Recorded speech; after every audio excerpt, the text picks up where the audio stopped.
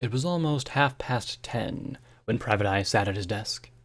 He just finished speaking with Mayor not 20 minutes ago about the recent string of murders, including reminding her of what happened to the elements. He considered himself fortunate that she was willing to sit down with him as soon as Town Hall opened for work, but ultimately it wasn't surprising. Her citizens were dying left and right lately, something that just didn't happen in Ponyville. If there was some way to stop whoever was behind it, she was all ears. After their long talk, she, or at least her associates, were going to be all hooves too. Almost as soon as the door closed and Private Eye headed to his office for the first time that morning, the mayor instructed her many assistants to quickly get started writing up a few dozen flyers and spreading them all over town. The detective wanted to call an emergency mandatory meeting for every pony in town. They were to meet outside Town Hall at 5 o'clock sharp, regardless of whatever plans they may have. If they were unable to attend for whatever reason, what Private Eye was to tell them must reach them one way or another by the end of the day. As he got comfortable in his chair and Spike in his, the dragon snatched up some papers and quill. No doubt his caretaker would want his instructions and responses to any possible questions the media would inevitably have written down. The two had barely gotten anywhere when the door creaked open, eliciting a sigh of annoyance from both the detective and from Spike. "Hey, partner," Gumshoe said as he leaned in the door frame. "Where have you been this morning?" "Hey, I had to stop by the mayor's office about something. It was pretty important." He could see in Gumshoe's eyes the same look of irritation and gloom that he'd seen on an almost daily basis. Something must have happened again. "Let me guess." His fellow officer nodded. "Who was it now?" Gumshoe went to speak, paused in doubt, then started again. "Well, it's a donkey. Goes by the name of Doodle. Wife found him this morning motionless in bed. Here's the thing, though." Private Eye raised an eyebrow. "There doesn't seem to be any foul play involved. No forced entry, no signs of a struggle, no visible signs of injury, nothing. We're ruling it appears to be, so far, a simple heart attack. He was older, so it's entirely possible that we're not really needed in this case." The detective tapped his hoof on a desk and glanced away, deep in thought. It sounded too good to be true, and knowing what Pinky said she was going to do made it that much more difficult for Private Eye to believe it was just an unfortunate, albeit natural occurrence. "Sir?" After another moment, Private Eye turned to his partner, his mind having been made up. "Do me a favor. Whatever you find about the deceased's health, check the hospitals. See if you can get in touch with any family of his. Get their medical history. Anything. Considering what's been going on lately, I want to make absolutely certain that it is true." "And that's going to take some time." "I know. Do whatever you can as quickly as possible. Till I see Princess Celestia and Twilight Sparkle again. Time is a luxury we don't have. If we can make heads or tails as to his cause of death by the time they return from their expedition, then great. If not, well," he finished with a shrug. "Understood. Anything else you need, P.E.?" "Just some peace. I called for a press conference at 5 in front of Town Hall, and I've got to write up something to say. I need you and everybody else to be there. Can you let the rest of the precinct know while I work on this?" Sure. What's it about?" "The recent murders." "Uh-huh. All right. I'll let the others know then. See you later." "Thanks," Private Eye said as his partner closed the door. He turned to the patient little dragon sitting across from him inside. "Now, where do I begin?" The large crowd in front of the podium murmured curiously as 5 o'clock quickly approached. Various newspaper reporters and camera ponies sat in the front rows, whispering between each other about what could possibly be so important as to call a meeting the same day you post flyers about it. The flyers themselves certainly left enough up to the imagination. The mayor and the detective shared a few quiet words before the meeting officially began, going over some information before things got started. Though she wasn't aware, he would never tell her what he had been written down, only half-truths, and distractions.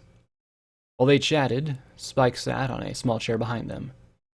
He wished he didn't have to be there, but it was part of Private Eye's plan. Plus, if Celestia or Twilight happened to send a message during the press conference, it wouldn't hurt to hoof it over to his caregiver as soon as possible. Private Eye and Mayor Mare looked out at the large crowd gathered, and were overall pleased with the turnout.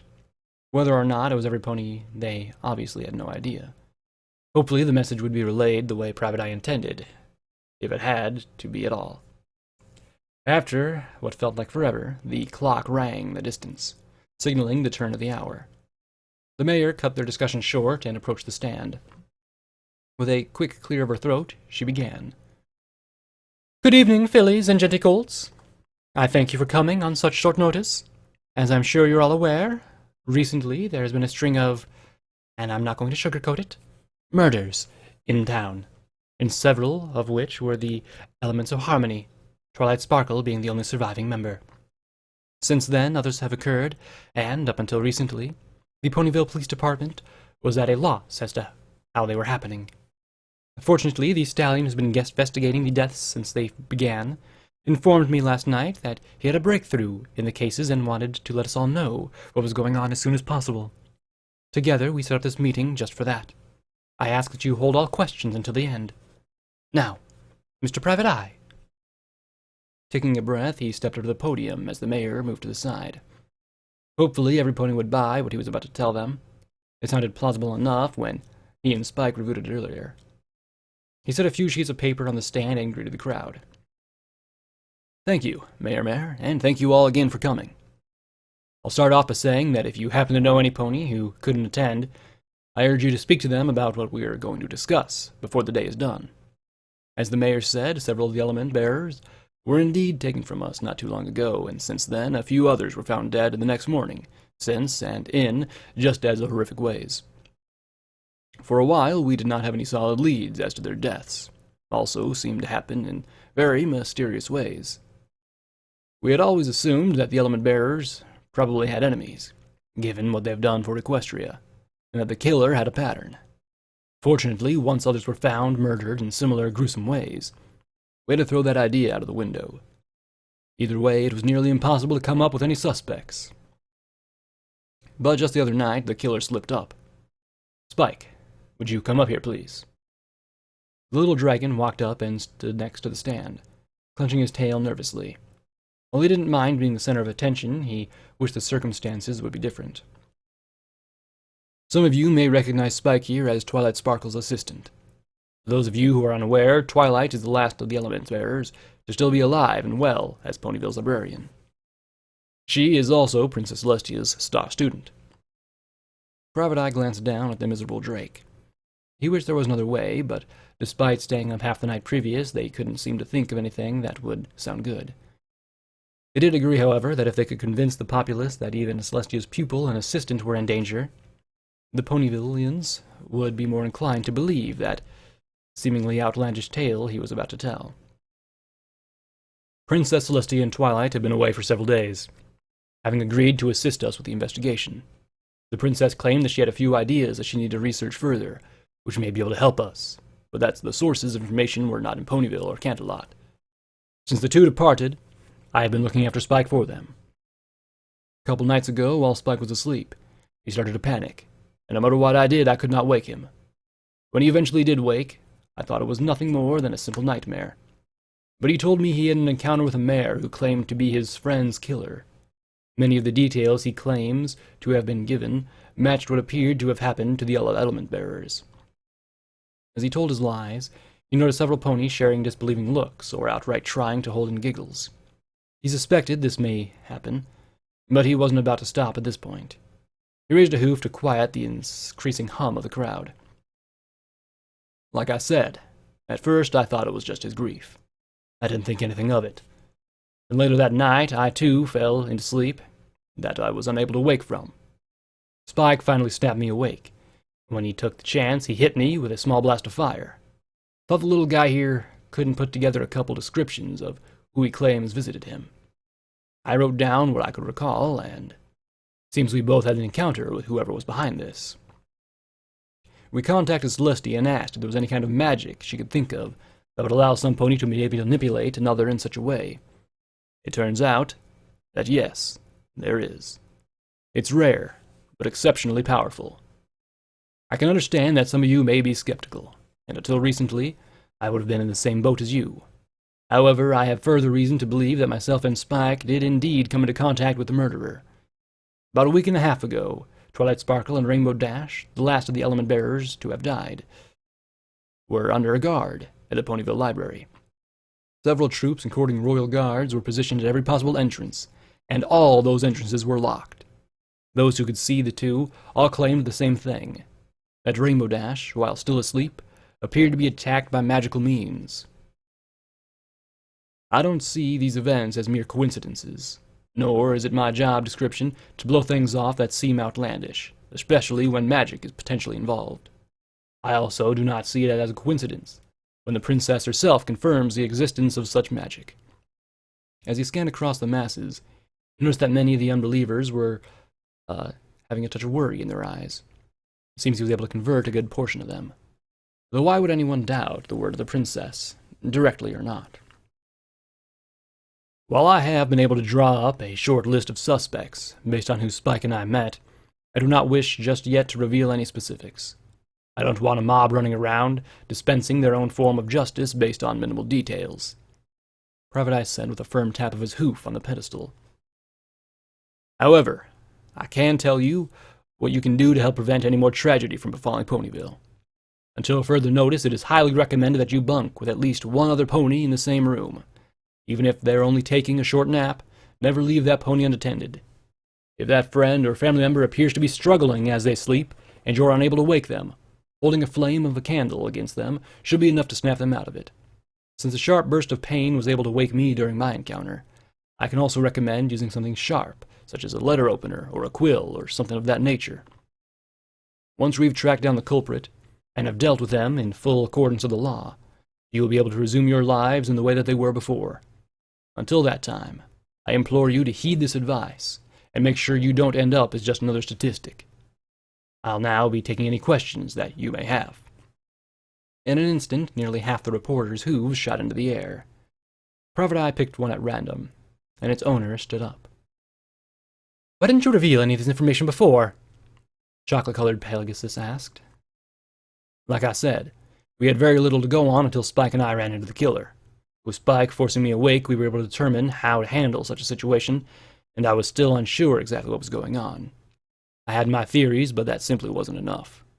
Since Celestia informed me that such forms of magic did indeed exist, then, well, here we are. I seriously doubt any of you would have any reason to believe me if I came to you before I spoke to the princess. He replied. Next question. Barely a third of the hooves went into the air the next time. Maybe this would be shorter, second half than he thought. Private Eye selected a yellow earth pony. You mentioned that the princess and Twilight Sparkle were away. How long have they been absent, and where exactly did they go? I'm not at liberty to say, but I did speak to them only a couple nights ago, and they said they were on their way back. A gray earth pony was the detective's next choice. There were only a few hooves less than last time. You'll forgive me, Mr. Private Eye, but do you really expect us to honestly believe that some pony is capable of murdering some pony else in their sleep, seemingly without them being aware of it? How many Equestria are they capable of doing this? Where could they have found this magic? You can believe whatever you want. I'm telling you what I and others have experienced, and you can take away from that what you will. The officer snapped back. As far as the magic goes, I didn't bother to ask where it may have came from, because it ultimately doesn't matter. But if you'd like to question Celestia when she returns, be my guest. It's only cost her the lives of her students' closest friends, as well as others. Okay, I have time for one more question. He pointed at a blue forelimb belonging to a unicorn. Yes, you. Go ahead. Thank you. Assuming everything you've told us turns out to be true, could you give us a description of those who you saw in case they were to come at us at some point? One of the potential questions he and Spike had imagined. Even though we both remember vague bits and pieces of the mare, unfortunately, I'm not 100% sure if what I could tell you would be accurate. Why is that? If this mare is capable of literally messing with our minds as we slumber, it is within the realm of possibility that who we saw may be masking what they really look like.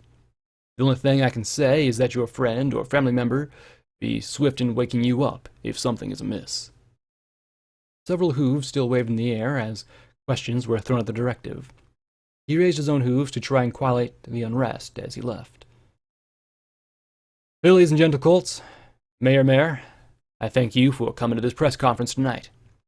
Once I have more information, I'll let you all know. Good night. Spike and Private Eye shared a nod and quietly walked off the stage as the mayor tried to further calm the crowd and send them on their way. They did their best but still ended up trying to dodge a few reporters on their way back home. The Earth Pony happened to spot Gumshoe as he crept from the crowd. They two nodded at each other, both hoping this gambit would work. Nearly half an hour later, they were opening the door to their residence. The first scents of dinner being prepared wafted through the air. It smelled like Italian. Hadn't had that in a while. "Hey, honey," the wife called out. "Come on inside. We have guests." Guests? He wasn't expecting any pony. He looked quizzically at the dragon, who only shrugged in response. Any question of who was visiting quickly disappeared when a large white alicorn and a smaller purple unicorn turned and smiled at the pair as they entered the kitchen.